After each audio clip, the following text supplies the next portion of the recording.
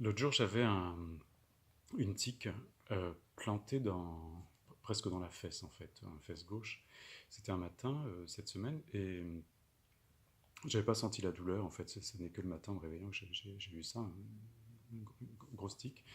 Donc j'ai une un tire-tique, mais j'essaie de l'arracher, mais reste la tête, je crois. Donc je demande à Eva de m'aider. Ce qu'elle fait, et puis elle me dit, je sais plus comment, sans doute que j'ai créé les conditions pour avoir un petit accrochage avec elle, on le verra plus tard. Euh, Elle me dit, mais avec les araignées, les puces, les moustiques, comment tu fais pour pas te protéger? Comment je fais pour pas me protéger? Je me dis, elle a beau jeu de me dire ça parce qu'en fait, elle a une peau qui est, je me dis, ça tient à ses origines, hein, espagnole au soleil, une peau qui est complètement hermétique, comme si elle intégrait un anti-puce, un anti-moustique, un anti-araignée, un anti-tique. Donc je laisse passer, mais elle revient à la charge où j'ai dû créer à nouveau les conditions. Elle en rajoute une couche sur le thème. C'est comme avec tes patients et tes étudiants, patients en séance et étudiants à la fac, tu te donnes en pâture à eux.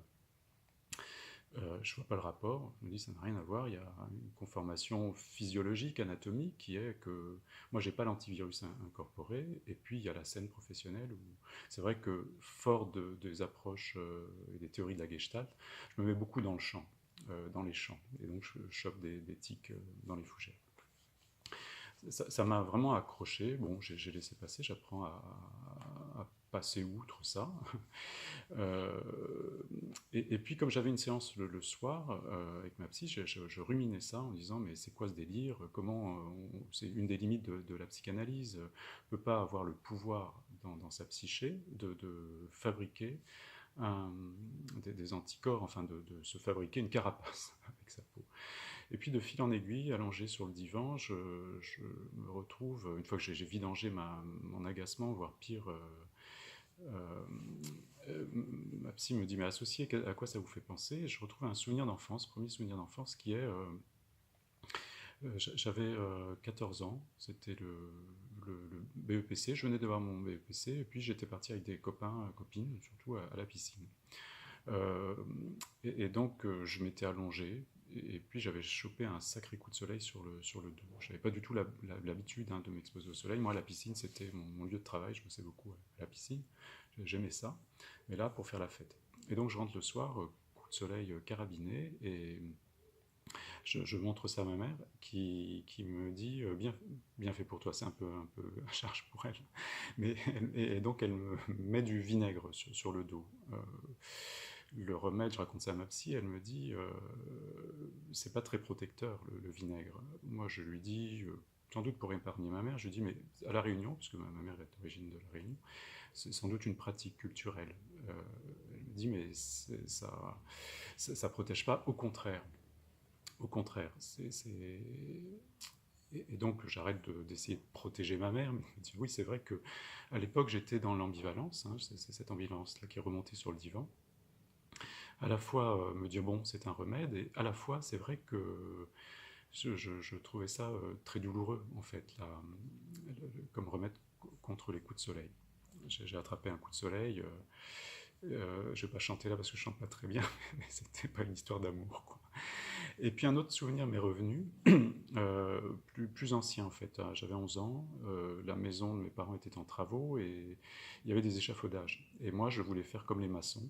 euh, et donc je suis monté sur les échafaudages et je suis tombé. Alors pas de très haut, hein, je pense que c'était 1 mètre, 1 mètre 20, mais c'était à hauteur de petit homme que j'étais, hein, et donc j'ai failli mourir. Enfin, je pense que vraiment j'ai eu en tout cas une angoisse de mort, le souffle coupé à terre, comme une tortue retournée, pour ne pas se relever. J'ai réussi à me relever et ma psy me dit mais vous en avez parlé? J'ai dit ben non, non, j'en ai pas parlé parce que c'était une transgression, enfin, et donc je redoutais la punition.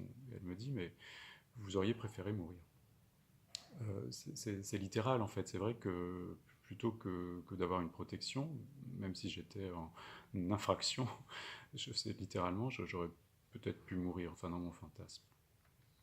Et donc, je me dis, tiens, une fois passé la rage là, des attaques, hein, que je prends comme des attaques sur le thème j'ai pas d'anticorps ou je me protège pas, je me dis qu'il y a peut-être un lien entre ma manière de ne pas sentir la douleur, de ne pas me protéger, et trois, de me mettre en pâture, de me jeter en pâture, comme je fais là d'ailleurs, en racontant mon histoire, à qui veut bien l'entendre en fait. Et donc, c'était mardi ça, et depuis, je perçois des micro-douleurs, des micro-signes, enfin, pas forcément des douleurs, aussi du plaisir, à même le corps en fait, comme si j'avais un peu moins la peau dure. Voilà.